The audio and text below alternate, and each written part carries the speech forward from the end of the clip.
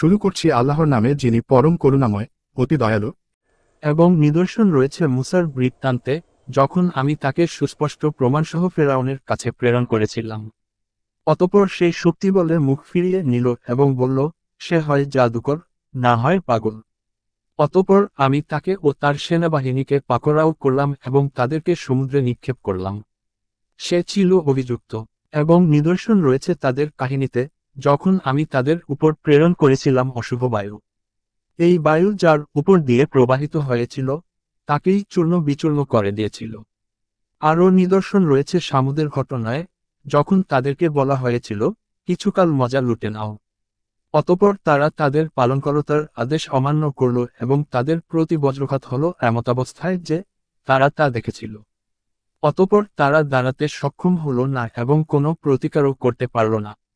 আমি ইতিপূর্বে নূহের সম্প্রদায়কে ধ্বংস করেছি। নিশ্চিতই তারা ছিল পাপাচারী সম্প্রদায়। আমি স্বীয় ক্ষমতা বলে আকাশ নির্মাণ করেছি এবং আমি অবশ্যই ব্যাপক ক্ষমতাশালী। আমি ভূমিকে বিছিয়েছি। আমি কত সুন্দরভাবে তা বিছাতে সক্ষম। আমি প্রত্যেক বস্তু জোড়ায় জোড়ায় সৃষ্টি করেছি, যাতে তোমরা হৃদয়ঙ্গম করো। অতএব আল্লাহর দিকে ধাবিত হও। আমি তার তরফ থেকে তোমাদের জন্য সুস্পষ্ট সতর্ককারী। তোমরা আল্লাহর সাথে কোনো উপাস্য সাব্যস্ত করো না। আমি তার পক্ষ থেকে তোমাদের জন্য সুস্পষ্ট সতর্ককারী। এমনিভাবে তাদের পূর্ববর্তীদের কাছে যখনই কোনো রসূল আগমন করেছে, তারা বলছে জাদুকর, না হয় উম্মাদ। তারা কি একে অপরকে এই উপদেশই দিয়ে গেছে? বস্তুত ওরা দুষ্ট সম্প্রদায়।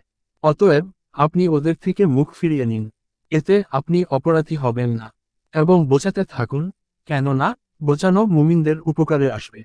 আমার এবাদত করার জন্যই আমি মানব ও জিন জাতি সৃষ্টি করেছি। আমি তাদের কাছে জীবিকা চাই না এবং এটাও চাই না যে তারা আমাকে আহার্য যোগাবে। আল্লাহ তাআলাই তো জীবিকাদাতা, শক্তির আধার, পরাক্রান্ত। অতএব এই জালেমদের প্রাপ্য তাই, যা ওদের অতীত সহচরদের প্রাপ্য ছিল। কাজেই ওরা যেন আমার কাছে তা তাড়াতাড়ি না চায়। অতএব কাফেরদের জন্য দুর্ভোগ সেই দিনের, যেদিনের প্রতিশ্রুতি ওদেরকে দেয়া হয়েছে।